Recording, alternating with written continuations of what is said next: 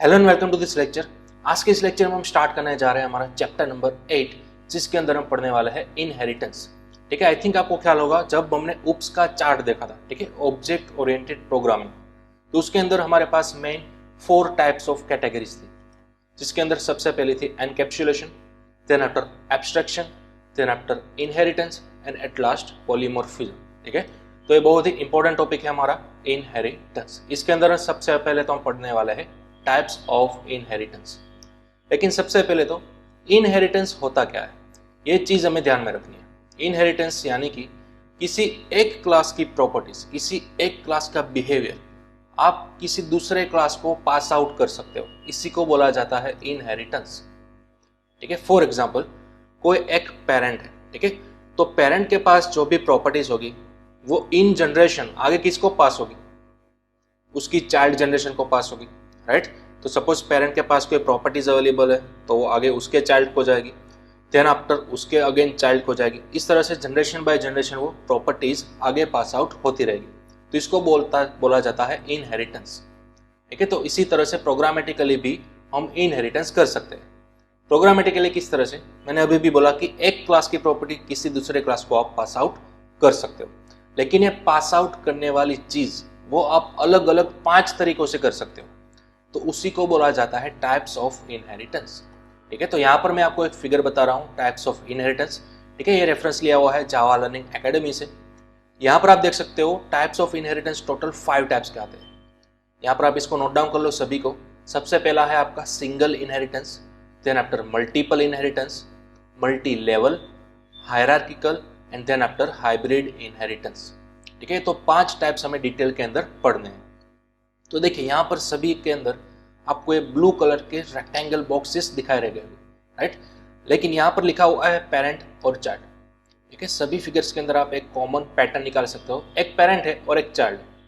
तो पेरेंट क्या है और चाइल्ड क्या है, जैसे कि मैंने अभी भी बताया, इनहेरिटेंस के कंसेप्ट के अंदर 2 क्लास होते हैं, एक होता है पेरेंट क्लास, एक होता है चाइल्ड क्लास। ठीक है, पेरेंट क्लास वो क्लास होता है जिसके पास प्रॉपर्टीज पहले से अवेलेबल है, और चाइल्ड क्लास वो होता है जो कि किसी दूसरे क्लास के जरिए उसकी प्रॉपर्टीज को अपने आप रिट्राइव कर लेता है। यानी कि पेरेंट क्लास अपने पास कोई 3 चीज पड़ी हुई है, वेरिएबल ए, वेरिएबल बी और वेरिएबल सी। तो A B C variable parent class के अंदर है ना, वो उसको पास आउट करना है चाइल्ड क्लास के अंदर। चाइल्ड क्लास के पास वो पहले से अवेलेबल नहीं थे। ठीक है, वो तीनों वेरिएबल कहाँ से उठाएगा, पेरेंट क्लास में से। ठीक है, तो इस तरह से जो क्लास अपनी प्रॉपर्टीज किसी दूसरे क्लास को पास आउट करता है वो क्लास कहा जाता है पेरेंट क्लास, और जो क्लास किसी दूसरे क्लास की प्रॉपर्टीज रिट्राइव कर रहा होता है उसको बोला जाता है चाइल्ड क्लास। ठीक है, ये कॉमन चीज है सभी 5 टाइप्स के अंदर। ओके, तो चलिए सबसे पहले तो पेरेंट क्लास और चाइल्ड क्लास को मैं यहाँ पर नोट डाउन कर रहा हूँ। इनहेरिटेंस के अंदर चाहे आप कोई भी टाइप पढ़ रहे हो, ठीक है, 2 कंसेप्ट आपको पता होने चाहिए, एक है आपका पेरेंट क्लास, तो दूसरा है आपका चाइल्ड क्लास। ओके, हाँ, कई बार पेरेंट क्लास और चाइल्ड क्लास की पेयर को आप कोई अलग नाम से भी पुकार सकते हो। फॉर एग्जांपल पेरेंट क्लास को आप सुपर क्लास भी बोल सकते हो। तो जब पेरेंट क्लास को आप सुपर क्लास बोलोगे, चाइल्ड क्लास को आप बोलोगे सब क्लास। ठीक है, ये जस्ट सिनोनिम वर्ड्स है, पेरेंट बोलो या फिर सुपर बोलो, उसी तरह से चाइल्ड बोलो या फिर सब क्लास बोलो। चलिए एक और सिनोनिम हमारे पास अवेलेबल है, आप पेरेंट क्लास को बेस्ड क्लास भी बोल सकते हो, उसी तरह से चाइल्ड क्लास को आप डिराइव्ड क्लास भी बोल सकते हो। ठीक है, तो ये तीनों 3 अपने आप में सिनोनिम्स है, पेरेंट क्लास, सुपर क्लास और बेस क्लास, तीनों में से कोई भी वर्ड चलेगा। उसी तरह से चाइल्ड क्लास, सब क्लास और डिराइव्ड क्लास, इन तीनों में भी कोई भी वर्ड आप यूज कर सकते हो। ठीक है, तीनों एक ही है। ओके, चलिए अब हम पढ़ने जा रहे हैं हमारा फर्स्ट टाइप ऑफ इनहेरिटेंस, जिसका नाम है सिंगल इनहेरिटेंस। अब देखिए इसके अंदर क्या होता है, फिगर सबसे पहले आपको रिमेंबर रखनी है। ठीक है, फिगर के अंदर एक पेरेंट क्लास है तो दूसरा चाइल्ड क्लास है। ध्यान रखिएगा जितने भी ब्लू कलर के बॉक्स आपको दिख रहे हैं वो अपने आप में एक क्लास को रिप्रेजेंट कर रहे हैं। क्लियर, तो पहला है आपका पेरेंट क्लास, दूसरा है आपका चाइल्ड क्लास। तो इसका मतलब सिंगल इनहेरिटेंस के अंदर आपको एटमोस्ट 2 ही क्लास की रिक्वायरमेंट है, एक ही पेरेंट क्लास और एक ही चाइल्ड क्लास। ठीक है, इससे बना हुआ स्ट्रक्चर तो बोला जाएगा उसको सिंगल इनहेरिटेंस। ठीक है, तो चलिए इसको हम क्रिएट करेंगे सबसे पहले। हाँ, ये जो हमारा मेन क्लास है वो टोटली सेपरेट ही है, ठीक है। इसको इनहेरिटेंस के साथ कुछ भी लेना देना फिलहाल नहीं है, इसको हमें टोटली सेपरेट ही रखना है। हमें एक पेरेंट क्लास चाहिए तो दूसरा चाइल्ड क्लास चाहिए। चलिए, तो सबसे पहले मैं यहाँ पर एक पेरेंट क्लास क्रिएट करूंगा, फॉर एग्जाम्पल क्लास पेरेंट, ठीक है। आप नाम कुछ भी लिख सकते हो, class A, class B, whatever. चलिए, तो एक मैंने क्लास बना दिया पेरेंट, दूसरा क्लास में बनाऊंगा चाइल्ड। क्लियर। अब सपोज क्लास मेरे पास जो पेरेंट है, ठीक है, इसके अंदर मैं एक वेरिएबल क्रिएट कर रहा हूं, for example integer a is equal to 5। अब मैं क्या चाह रहा हूं, ये इंटीजर ए जो है वो फिलहाल पेरेंट क्लास के अंदर है, मुझे इस ए नाम के वेरिएबल को किसी ना किसी तरह से चाइल्ड क्लास के अंदर पास आउट करना है यहाँ पर। हाँ, आप यहाँ पर भी इस तरह से तो लिख ही सकते हो इंटीजर है, लेकिन अब अगर ऐसा आप लिखते हो तो सिनेरियो क्या होगा, ये इंटीजर ए वाला वेरिएबल अलग हो गया पेरेंट के रिगार्डिंग, ये इंटीजर ए वाला अलग हो गया चाइल्ड के रिगार्डिंग, दोनों ए सेपरेट हो गए ना। मुझे तो दोनों ए कॉमन रखना है, मुझे यहाँ पर अगेन नया नहीं बनाना है, जो ऑलरेडी ऊपर बना हुआ है ना पेरेंट का, वही मुझे यहाँ पर यूज करना है, एक्सेस करना है। तो किस तरह से करोगे, तो फिगर के अंदर आप देख सकते हो बीच में एक एरो है, राइट। पेरेंट क्लास और चाइल्ड क्लास के बीच में एक कनेक्टेड एरो है जो कि ऊपर से नीचे की तरफ पॉइंट आउट कर रहा है। तो ये सिंपल क्या पॉइंट आउट कर रहा है कि पेरेंट क्लास की सभी प्रॉपर्टीज आपको चाइल्ड क्लास के अंदर पास आउट करनी है, सिंपल। यानी कि दोनों क्लास को एटलीस्ट हमें लिंक तो करना होगा ना। फिलहाल दोनों क्लास देखिए सेपरेट है, ठीक है। तो हम इस चाइल्ड क्लास को किस तरह से इस पेरेंट क्लास का चाइल्ड क्लास बनाएंगे, ठीक है। या फिर फिलहाल अगर हमें कंफ्यूजन हो रही है तो हम यहाँ पर क्या कर देंगे, क्लास का नाम बदल देते हैं। देखिए, क्लास ए और क्लास बी, डन। चलिए, अब हमें क्लास बी को किसी ना किसी तरह से क्लास ए का चाइल्ड क्लास बनाना है, ठीक है। तो जब चाइल्ड क्लास आपको बनाना हो तो देखिए सिंपल चीज आपको करनी है, उस चाइल्ड क्लास के बगल में आपको लिखना है एक नया keyword extends, and then after आपको लिखना है पेरेंट क्लास का नाम। आप किस क्लास की प्रॉपर्टीज रिट्राइव करना चाहते हो, क्लास ए की ना, तो फिर आपको यहाँ पर लिखना है सिंपल क्लास ए, कुछ इस तरह से। दैट्स ऑल, बस इतना करना है, ठीक है। माइट भी अगर आपने C++ पढ़ी होगी, ठीक है, तो आप यहाँ पर कुछ इस तरह से करते थे, क्लास बी, देन आफ्टर आप लिखते थे पब्लिक ए, ठीक है। कुछ इस तरह से आप इनहेरिटेंस करते थे C++ के अंदर। लेकिन यहाँ पर जावा के अंदर आपको करना है एक्सटेंड्स कीवर्ड का यूज। एक्सटेंड्स यानी कि सिंपल यहाँ पर क्लास ए की सभी प्रॉपर्टीज को वो रिट्राइव कर रहा है, खींच रहा है क्लास बी। ओके, तो अब इंटीजर ए जो है वो ऑलरेडी यहाँ पर आ चुका है क्लास बी की बॉडी के अंदर, आपको दिखने वाला नहीं है। ये ध्यान दीजिएगा, ये लाइन जो है वो ऑलरेडी यहाँ पर अब आ चुकी है, लेकिन ये आपको दिखेगी नहीं, ठीक है। जैसे आप एक्सटेंड्स करेंगे तो वो आप दिखेगी नहीं, वो ऑलरेडी यहाँ पर लाइन है। तो यही तो इनहेरिटेंस की खासियत है। सपोज अगर मेरे पास यहाँ पर एक फंक्शन होता डिस्प, ठीक है, जिसके अंदर मैंने सिंपल कुछ प्रिंट आउट करवाया होता system.out.println, for example parent class, ठीक है। तो अब जैसे ही आपने क्लास बी के थ्रू लिखा एक्सटेंड्स ए, तो इंटीजर ए वाली लाइन और पूरा का पूरा आपका फंक्शन, ये दोनों, ये पूरी की पूरी बॉडी क्लास बी के अंदर आ चुकी है, लेकिन आपको दिखने वाली नहीं है। तो दैट्स ऑल, यही तो है रीयूजेबिलिटी।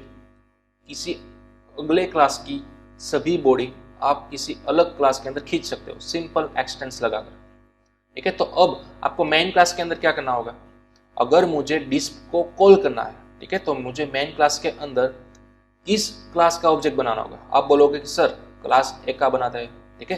तो चलिए, सबसे पहले मैं क्लास ए का ऑब्जेक्ट बनाता हूँ, for example O1 is equal to new A, ठीक है। तो अब बड़ी आसानी से आप O1 की मदद से डिस्प को कॉल कर सकते हो, राइट। चलिए, मैंने सेव किया। अब यहाँ पर कंपाइलर के अंदर सबसे पहले आपको करना होगा फाइल को कंपाइल, inheritance.java।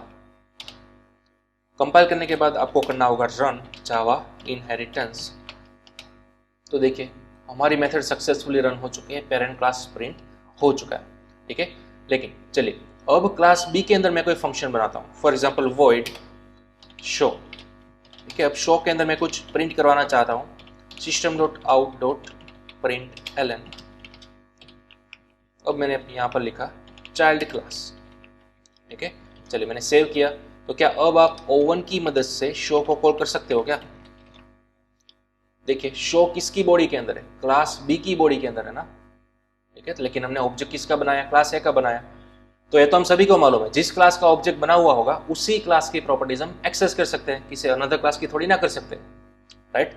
लेकिन अब हमें करना है इनहेरिटेंस, तो अब मुझे यहाँ पर क्या करना होगा, चाइल्ड क्लास का ऑब्जेक्ट बनाना होगा।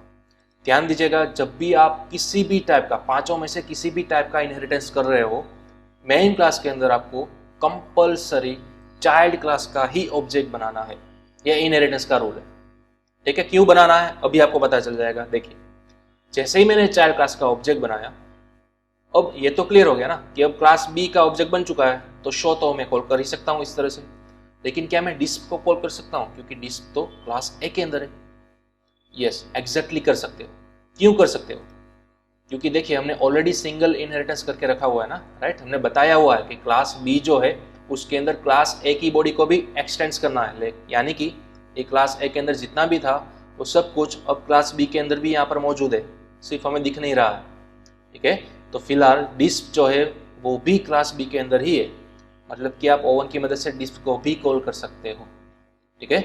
चलिए मैंने सेव किया, अगेन यहाँ पर कंपाइलर के अंदर मैंने किया कंपाइल, देन आफ्टर रन। तो अब आप देख सकते हो पेरेंट क्लास भी प्रिंट होकर आ चुका है, चाइल्ड क्लास भी प्रिंट होकर आ चुका है, क्लियर। तो इस तरह से आप इनहेरिटेंस का यूज बड़े ही आसानी से कर सकते हो, ठीक है। अगर आपको ए की वैल्यू प्रिंट करवानी है क्लास बी के अंदर तो वो भी कर सकते हो। देखिए सिंपल system.out.println, और अब मैं यहाँ पर प्रिंट करना चाह रहा हूँ ए की वैल्यू, दैट्स ऑल। भले ही ए ऊपर बना है, लेकिन इनहेरिटेंस करने के बाद ये वाली लाइन तो इनडायरेक्टली यहाँ पर आ चुकी है, राइट। चलिए तो मैंने सेव किया, अगेन यहाँ पर हम करते हैं सबसे पहले कंपाइल, देन आफ्टर रन। तो आप देख सकते हो फाइल जो है वो सक्सेसफुली प्रिंट हो चुका है, ठीक है। तो बस इसी तरह से आपको सिंपल इनहेरिटेंस करना था और इस तरह से आपको एक्सेस करना है, राइट। मेन क्लास के अंदर एक्सेस करने का एक ही तरीका है, कंपलसरी चाइल्ड क्लास का ही आपको ऑब्जेक्ट क्रिएट करना होगा, जिसकी मदद से आप उस चाइल्ड क्लास की प्रॉपर्टी को एक्सेस कर ही सकते हो, साथ ही साथ पेरेंट क्लास की भी सभी प्रॉपर्टी को एक्सेस कर सकते हो, दैट्स ऑल, क्लियर। तो चलिए अब आप इसका स्क्रीनशॉट ले सकते हो। ये था हमारा सिंगल लेवल इनहेरिटेंस, ठीक है, इसका एग्जांपल।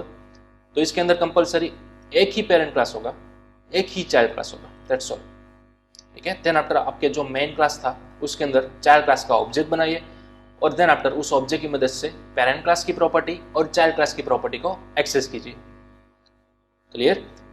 चलिए तो ये था हमारा सिंगल लेवल इनहेरिटेंस। हाँ, आपको फिगर भी आनी चाहिए और फिगर के मुताबिक आपको कोडिंग करना भी आना चाहिए, स्ट्रक्चर बनाना भी आना चाहिए, ठीक है। तो ये चीज आपको ध्यान में रखनी है खास। चलिए देन आफ्टर है आपका मल्टीपल इनहेरिटेंस। अब देखिए मल्टीपल इनहेरिटेंस के अंदर क्या है, फिगर को सबसे पहले एनालिसिस कीजिए। यहां पर अब आपके पास दो पेरेंट होने चाहिए, पेरेंट 1 एंड पेरेंट 2, और उन दोनों क्लास की प्रॉपर्टीज आप किसी तीसरे क्लास के अंदर इकट्ठा कर रहे हो। देखिए चाइल्ड क्लास तो एक ही है, लेकिन उस चाइल्ड क्लास के अंदर क्लास एक की भी पेरेंट की प्रॉपर्टी आ रही है और क्लास बी की भी प्रॉपर्टी आ रही है। दोनों अलग अलग पेरेंट की प्रॉपर्टी किसी एक कॉमन चाइल्ड के अंदर आपको रिट्राइव करनी है। तो इस तरह के सिनारियो को बोला जाता है मल्टीपल इनहेरिटेंस, ठीक है। तो चलिए इस वाले सिनारियो को हम क्रिएट करेंगे। फॉर एग्जाम्पल मैं यहाँ पर एक क्लास बना रहा हूँ P1, ठीक है। चलिए अब मैं ये सब मिटा देता हूँ। देन आफ्टर अगेन अब मैं यहाँ पर बना रहा हूँ क्लास P2। तो ये हमारा बन चुका है क्लास पेरेंट 1 एंड पेरेंट 2। चलिए पेरेंट 2 के अंदर भी एक मैं वेरिएबल क्रिएट कर रहा हूँ b=3, एंड देन आफ्टर दो पेरेंट बन जाने के बाद अब हमें बनाना है child class, for example class C, ठीक है। चलिए तो अब हमें क्या करना होगा, क्लास C के अंदर किसी ना किसी तरह से मुझे इंटीजर A और इंटीजर B दोनों यहाँ पर चाहिए। तो अब आप समझ चुके होंगे मुझे क्लास P1 को भी एक्सटेंड करना होगा, क्लास P2 को भी एक्सटेंड करना होगा, क्योंकि फिगर के अंदर यही बताया गया है, राइट। पेरेंट 1 की भी प्रॉपर्टी खींचनी है, पेरेंट 2 की भी रिट्राइव करनी है।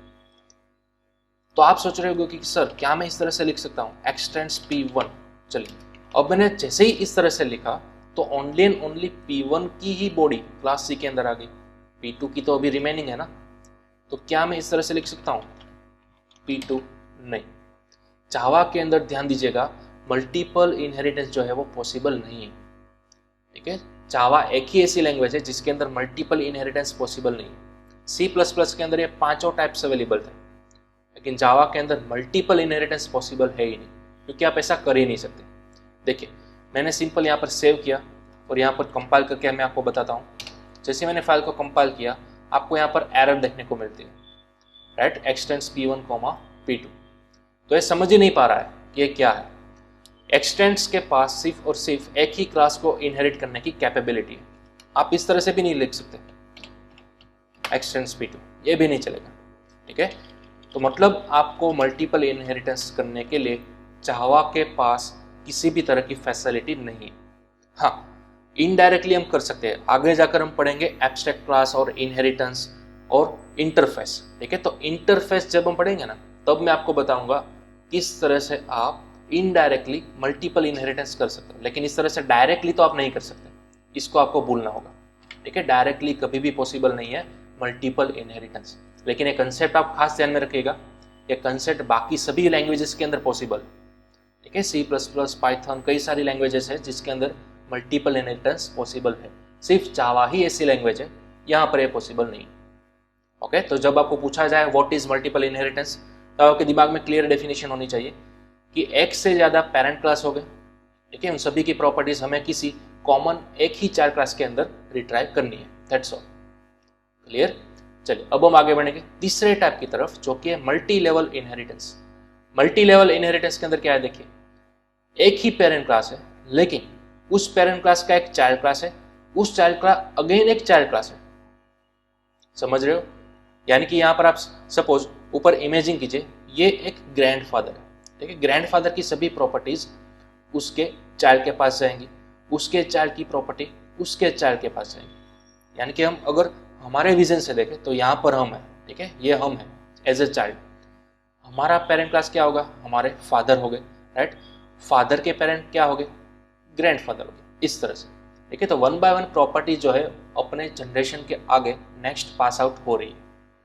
क्लियर। तो यह है आपका मल्टी लेवल इनहेरिटेंस। तो चलिए इसको सबसे पहले हम परफॉर्म करेंगे। तो यहाँ पर हमें चाहिए एक क्लास ए, ठीक है, class A, then after again class B, और एक और क्लास चाहिए क्लास सी, ठीक है। अब क्लास ए के अंदर मेरे पास एक प्रॉपर्टी है a is equal to 3, class B के अंदर अगेन मेरे पास एक प्रॉपर्टी है b is equal to 4, and class C के पास अगेन एक प्रॉपर्टी है c इज इक्वल टू 5। चलिए अब मुझे क्या करना है, सबसे पहले स्टेप बाय स्टेप हम देखेंगे। क्लास ए की प्रॉपर्टी मुझे क्लास बी के अंदर पास आउट करनी है। ऐसा करने के लिए हम सभी को मालूम है, सिंपल हमें यहाँ पर एक्सटेंस लिख देना है, राइट, ए, दैट्स ऑल। तो अब इंटीजर ए वाली लाइन है वो कहाँ पर आ गई है, क्लास बी के अंदर आ गई है। तो इनडायरेक्टली क्लास बी के अंदर क्या है, यही वाली लाइन आ गई ना, राइट। तो यहाँ पर मैं एज ए कमेंट लिख देता हूँ integer a is equal to 3। Clear. तो अब क्लास बी के अंदर ए भी मौजूद है और बी वेरिएबल भी मौजूद है। चलिए अब हमें क्या करना है, क्लास सी बी में से एक्सटेंड करना है। तो जैसे मैंने यहाँ पर लिखा एक्सटेंड्स बी, ठीक है। तो अब क्या होगा, पूरी क्लास बी की बॉडी नीचे आ जाएगी। ध्यान दीजिएगा, जैसे ही आप सी को एक्सटेंड्स करोगे बी से, तो पूरी क्लास बी की बॉडी यहाँ पर आ जाएगी क्लास सी के अंदर, ठीक है। लेकिन इंटीजर बी वाली लाइन नीचे जैसे आती है तो हमें मालूम है दिखाई नहीं देगी, राइट। तो इस तरह से आपने कर लिया मल्टी लेवल इनहेरिटेंस। ये ए वाली लाइन थी वो बी में थी, तो ऑटोमेटिकली सी क्लास के अंदर भी आ जाने वाली है, राइट। बी वाली लाइन ऊपर थी लेकिन नीचे आ जाने के बाद वो आपको दिखाई नहीं देगी। तो इन शॉर्ट क्लास सी के अंदर देखिए इंटीजर ए भी आ गया, बी भी आ गया, ठीक है। इंटीजर ए कहाँ से आया, वाया क्लास ए में से आया, ठीक है। क्लास ए में से सबसे पहले बी में गया, देन आफ्टर बी में से क्लास सी के अंदर पास आउट हो गया, सिंपल। तो इनडायरेक्टली क्लास सी का अगर आप ऑब्जेक्ट बनाओगे तो आप ए को भी एक्सेस कर सकोगे, बी को भी कर सकोगे और सी को भी कर सकोगे। क्लियर। तो चलिए सबसे पहले हम यहाँ पर ऑब्जेक्ट बनाते हैं। और अगेन इनहेरिटेंस के रूल के मुताबिक पांचों में से आप कोई भी टाइप्स इंप्लीमेंट कर रहे हो, ऑलवेज एंड ऑलवेज कौन से क्लास का चाइल्ड क्लास का ऑब्जेक्ट बनाओगे, सबसे नीचे वाला जो चाइल्ड क्लास होता है उसी का आपको ऑब्जेक्ट बनाना है, ठीक है। तो हमारे पास यहाँ पर है क्लास सी, तो आपको यहाँ पर बनाना होगा क्लास सी का ऑब्जेक्ट कुछ इस तरह से। क्लियर। तो अब आप O1 की मदद से क्या कॉल कर सकते हो, ए, बी और सी। क्लियर, क्योंकि तीनों सी क्लास के अंदर मौजूद है। चलिए, तो ओवन की मदद से मैंने ए को कॉल किया। ठीक है, अब इसको हम क्या करेंगे, प्रिंट करेंगे, system dot out dot print ln. ठीक है, कुछ इस तरह से। तो ओवन की मदद से आप ए को भी प्रिंट करा सकते हो। चलिए, साथ ही साथ मैं यहाँ पर प्रिंट कराना चाहता हूँ ओवन की मदद से बी की वैल्यू, एंड देन आफ्टर ओवन की मदद से सी की वैल्यू। ठीक है, तो तीनों के तीन वेरिएबल्स अब आप एक्सेस कर सकते हो। चलिए, मैंने सेव किया, अगेन कंपाइलर के अंदर हमने किया कंपाइल, देन आफ्टर रन। तो आप देख सकते हो 3, 4 और 5 तीनों की वैल्यू हमें सक्सेसफुली मिल चुकी है, राइट। और ये तो मैंने सिर्फ और सिर्फ वेरिएबल्स बनाकर दिखाया। जैसा कि मैंने प्रीवियसली अभी भी बताया था, सिंगल इनहेरिटेंस के अंदर आप यहाँ पर कोई मेथड्स भी क्रिएट कर सकते हो तीनों क्लास के अंदर। ठीक है, तो मेथड्स भी सेम टू सेम वेरिएबल्स की तरह ही अपने आगे के नेक्स्ट वाले क्लास के अंदर पास आउट होती है।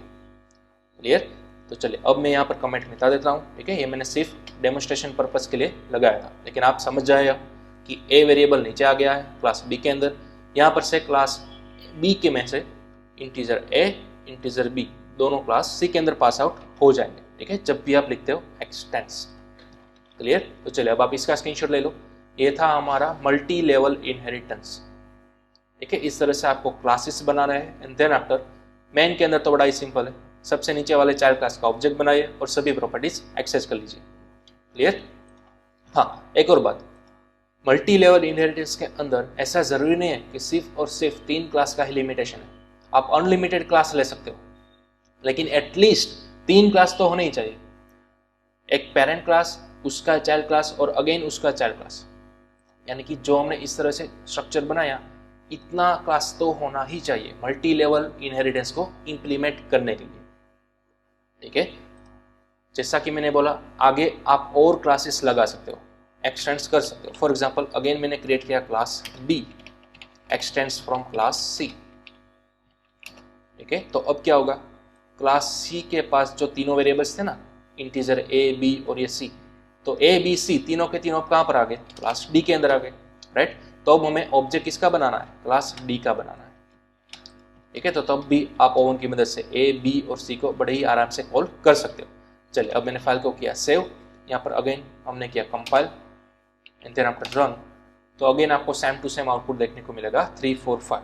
ठीक है, यहाँ पर क्लास डी की बॉडी के अंदर भी आप इस क्लास की कुछ एक्सटर्नल प्रॉपर्टीज लगाना चाहते हो तो भी लगा सकते हो, डजेंट मैटर। लेकिन मैं आपको इतना बताना चाह रहा हूँ कि एटलीस्ट 3 क्लास तो होने ही चाहिए। फिर आगे आप चौथा क्लास, 5वां क्लास ले रहे हो तो आपके ऊपर है। ठीक है, वो चलेगा, अनलिमिटेड क्लासेस का लेवल्स बना सकते हो। ठीक है, तो ये था आपका मल्टी लेवल इनहेरिटेंस।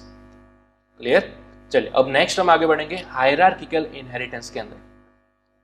चलिए, अब यहाँ पर क्या है हायरार्किकल इनहेरिटेंस के अंदर, देखिए जो हमने मल्टीपल इनहेरिटेंस की फिगर देखी थी ना, उसका एग्जैक्ट रिवर्स सिनेरियो देखिए। आप एनालिसिस कीजिए दोनों फिगर को। ठीक है, मल्टीपल के अंदर क्या था, 2 पेरेंट क्लास थे, एक चाइल्ड क्लास था। हायरार्किकल के अंदर क्या है, रिवर्स सिनेरियो है, एक पेरेंट क्लास है लेकिन उस पेरेंट क्लास के मल्टीपल चाइल्ड क्लास हो सकते हैं। ठीक है, एक पेरेंट क्लास है लेकिन उस पेरेंट क्लास के मल्टीपल चाइल्ड क्लास हो सकते हैं। देखिए, तो इसको हम सोल्व करेंगे। इसका स्ट्रक्चर सबसे पहले हम बनाते हैं। चलिए, ये सब हम पहले मिटा देते हैं। ओके, चलिए सबसे पहले तो हम एक पेरेंट क्लास बनाएंगे, सपोज क्लास पी। ठीक है, तो अब क्लास पी है, वो एक पेरेंट क्लास है, इसके हमें 2 चाइल्ड क्लास बनाना है ना, राइट। तो सबसे पहले मैं 2 क्लास बना देता हूँ, C1 and then after class C2। Clear, ये मैंने 2 एग्जाम्पल बना लिए, 2 क्लास बना ली।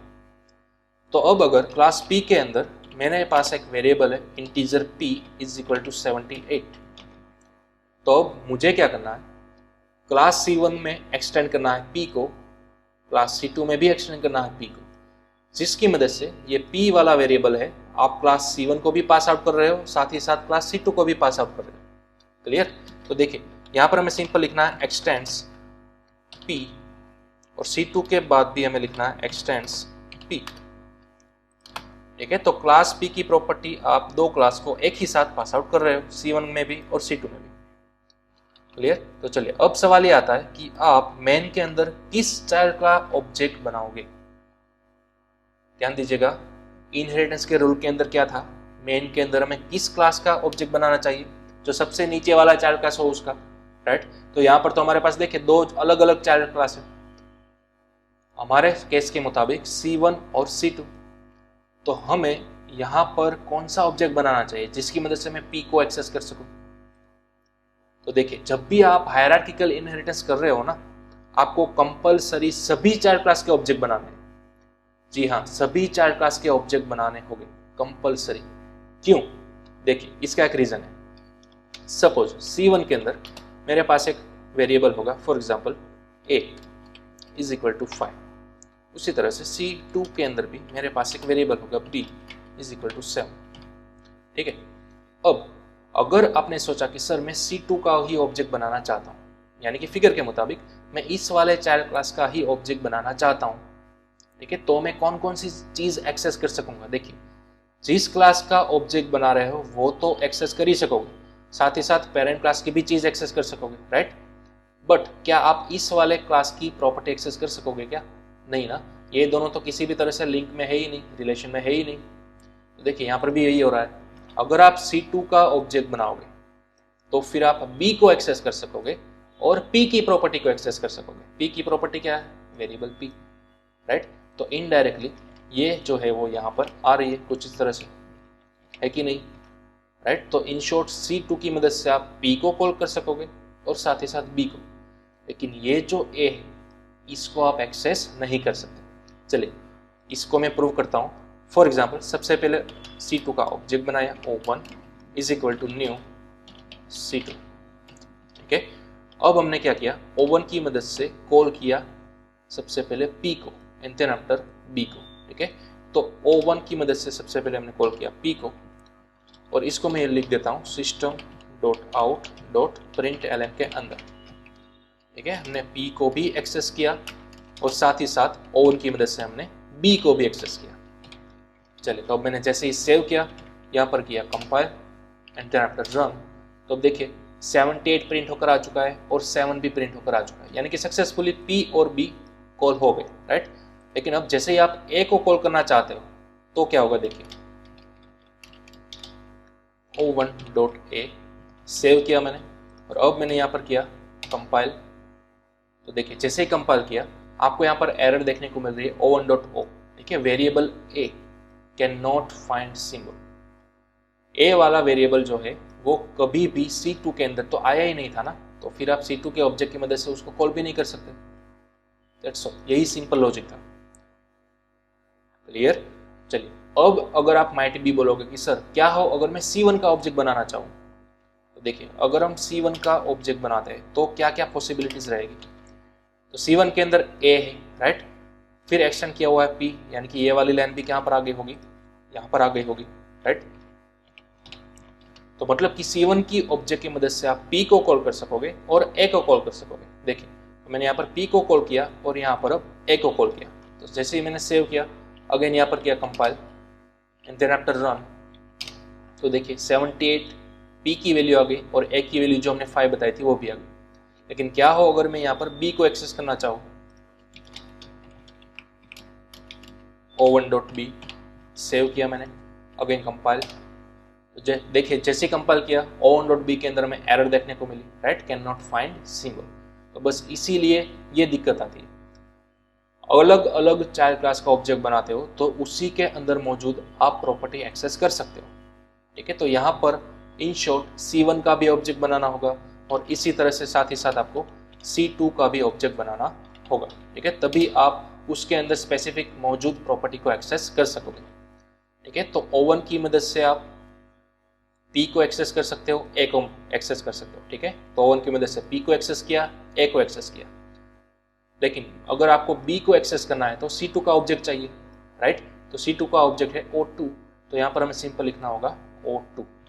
चलिए अब मैंने सेव किया, अगेन यहाँ पर किया कंपाइल, देन आफ्टर रन, तो अब देखिए आप तीनों प्रॉपर्टीज हमने एक्सेस कर ली, P की वैल्यू, A की वैल्यू और B की वैल्यू। ठीक है। तो इन शॉर्ट जब भी हायरार्किकल इनहेरिटेंस आप करते हो, खास ये IMP चीज याद रखना, जितने चाइल्ड क्लास है उतने ही ऑब्जेक्ट क्रिएट करने होंगे। ठीक है। क्यों? तो वो मैंने आपको डिटेल के अंदर बताया, इस वाला सिनेरियो होता है इसलिए। ठीक है।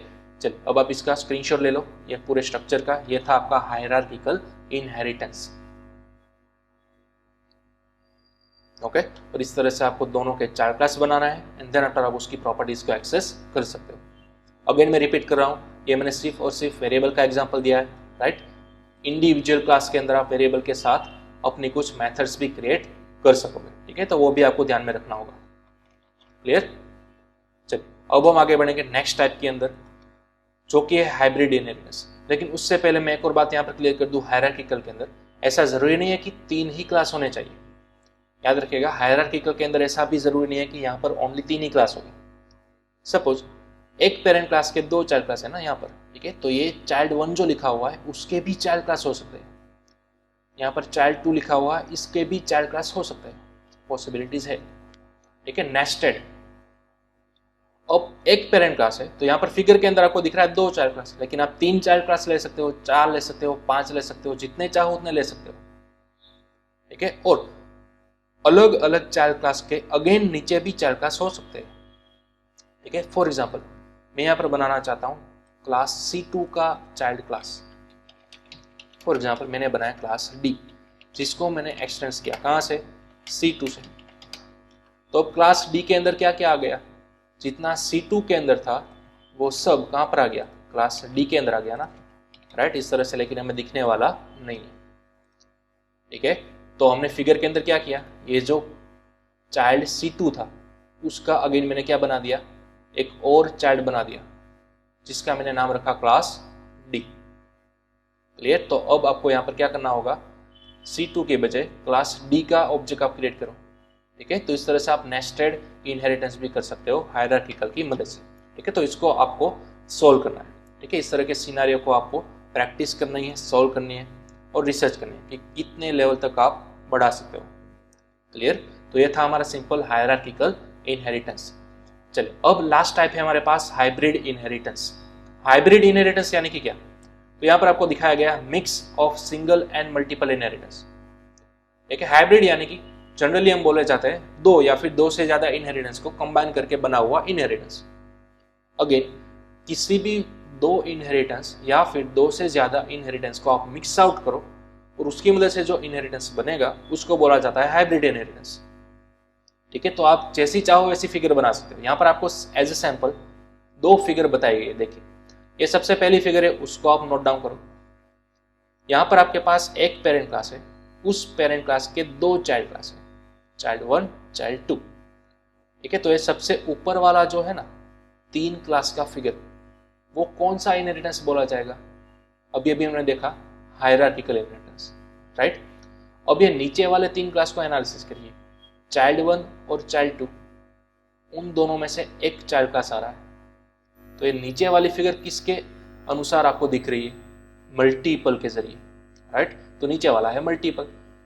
तो इन शॉर्ट ये फर्स्ट फिगर है ना, ये 2 इनहेरिटेंस से बनी हुई है, ऊपर वाला हायरार्किकल, नीचे वाला मल्टीपल। तो हायरार्किकल प्लस मल्टीपल, तो ये हो गया कंप्लीट एक हाइब्रिड। चलिए इसी तरह दूसरी फिगर को एनालिसिस करेंगे।